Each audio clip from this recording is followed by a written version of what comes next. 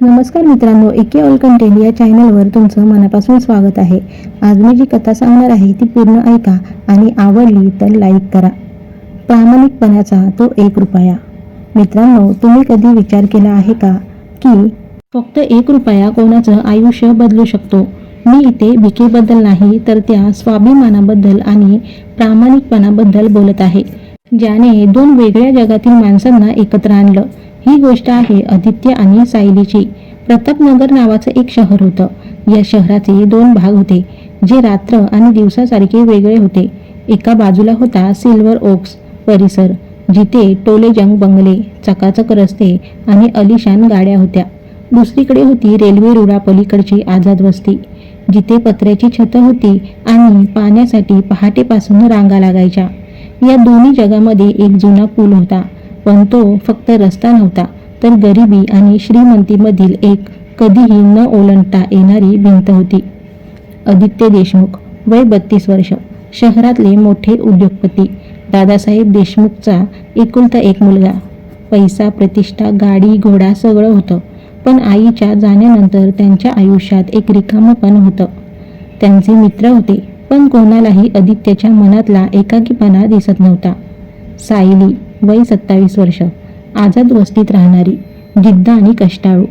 बाजारात भाजी विकून ती आपल्या आजारी वडिलांचा आणि लहान बहिणीचा छोटीचा सांभाळ करायची. सायली दिसायला साधी होती, पण तिच्या डोळ्यात एक वेगळी चमक आणि स्वाभिमान होता.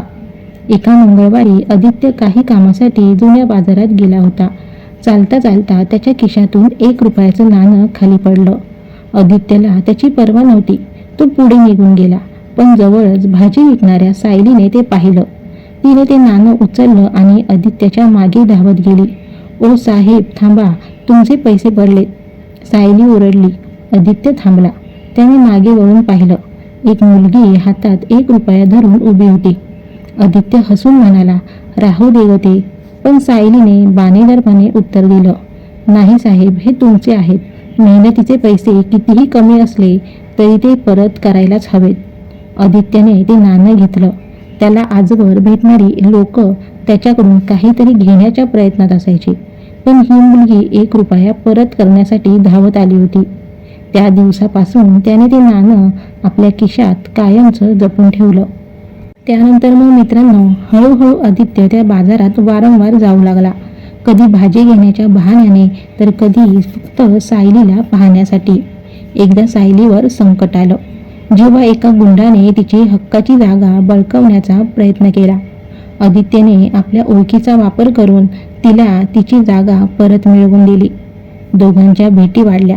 सायलीने आदित्यला शिकवलं की खरा श्रीमंत तो नाही ज्याच्याकडे पैसा आहे, तर तो आहे ज्याचं मन प्रामाणिक आहे. आदित्यला आयुष्याचा आता अर्थ समजू लागला होता.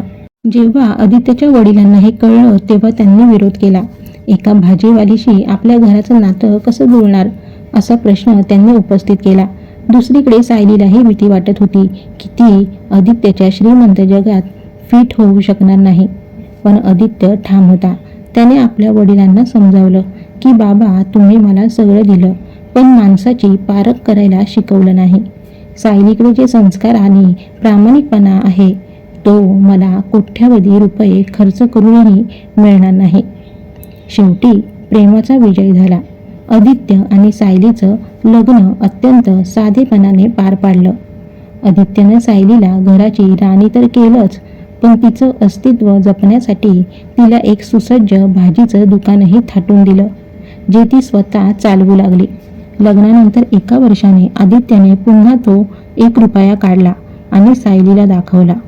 तो म्हणाला, "हा रुपया नसता तर आज मी एवढा आनंदी नसतो." सायलीने तो रुपया हातात घेतला आणि दोघांच्याही डोळ्यात आनंद अश्रू उभे राहिले.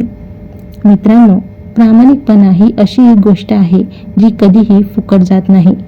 त्या 1 रुपयाने आदित्यला प्रेम दिलं आणि सायलीला सन्मान. तुम्हाला ही कथा कशी वाटली? जर तुम्ही सायलीच्या जागी असता तर तुम्ही तो रुपया परत केला असता का? कमेंटमध्ये नक्की सांगा. कथा आवडली असेल तर लाईक आणि चॅनल सबस्क्राईब करायला विसरू नका. पुन्हा भेटूया एके ऑल कंटेंटमध्ये एका नव्या कथेसोबत. तोपर्यंत धन्यवाद.